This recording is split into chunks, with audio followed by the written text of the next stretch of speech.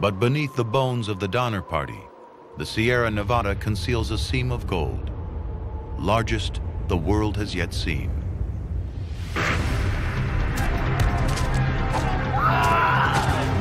Gold fever is about to change the West and the American character yet again.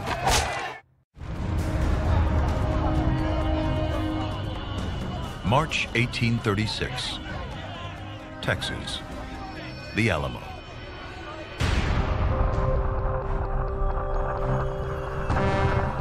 The American nation is expanding, growing stronger, bigger. But there's something else out there, even bigger, even stronger. Mexico, a superpower. A colossal empire stretching from Oregon to Guatemala. But Texas is disputed territory. The Mexican government has invited American settlers in, but are soon overwhelmed by the flood of pioneers. Americans by the thousands were coming into Texas, and they were not abiding to the agreements to come in as settlers. And once they outnumber by 1835 Mexicans 10-1 in that area, of course, the Americans are thinking about independence. The Alamo is where Mexico tries to stem the flood.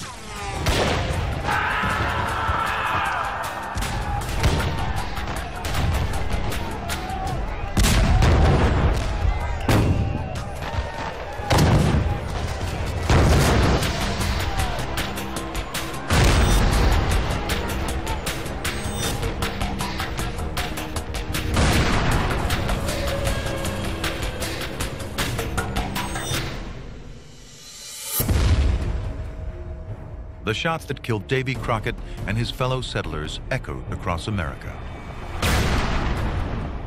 The women and children are spared, sent back to send the Mexican message, don't come. But America hears something else. Remember the Alamo.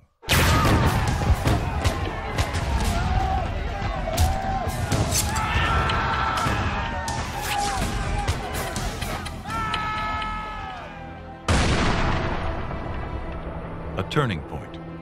America will now wage war to go west. Texas is won. California fought and bought.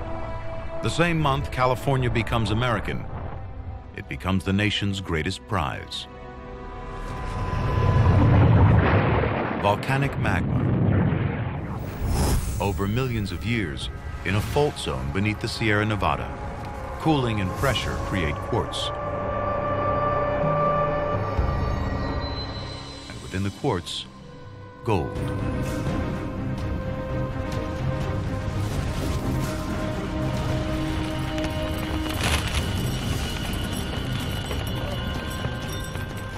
The seam is one of the densest on the planet.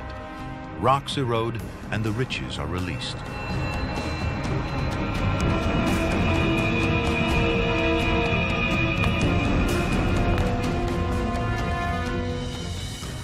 In 1848, carpenter James Marshall finds a 3-ounce nugget in the California River.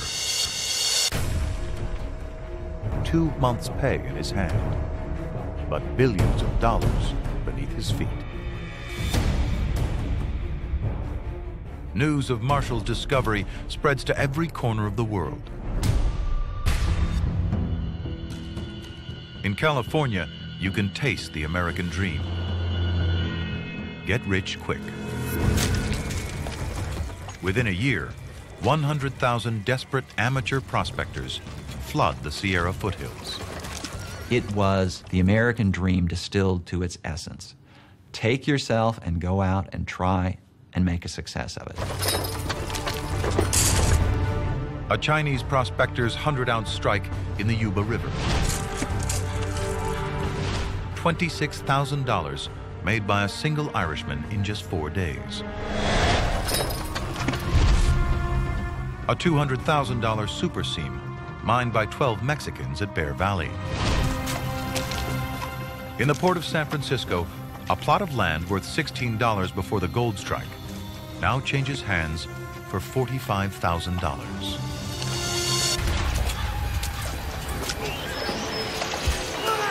In 2 years, the population of California explodes from 15,000 to 100,000.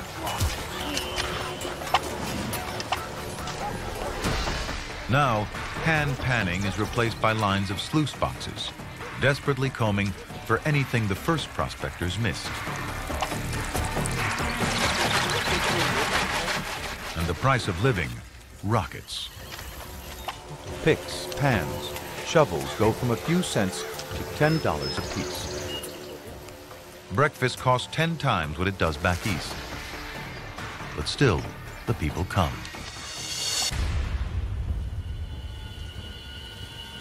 "200 abandoned ships in San Francisco Harbor. The crews deserting, rushing for the hills.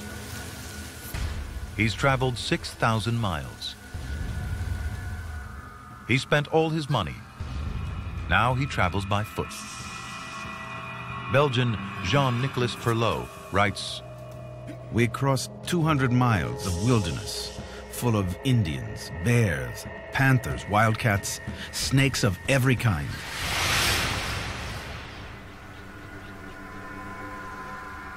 The first thing he finds isn't gold, it's graves. 200 of them. Prospectors cut off by rains in the foothills, starved to death. Approaching, we realized animals of some kind had dug up the bodies.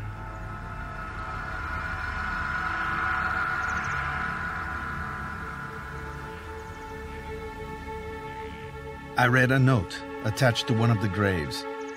God has willed that civilization should begin in this place with this duty which a man owes to his kind: bury the dead.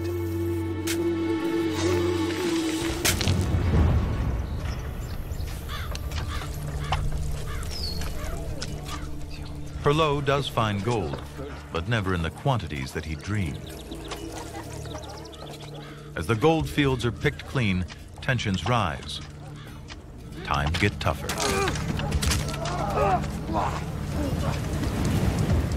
After just 5 years, the gold rush is over.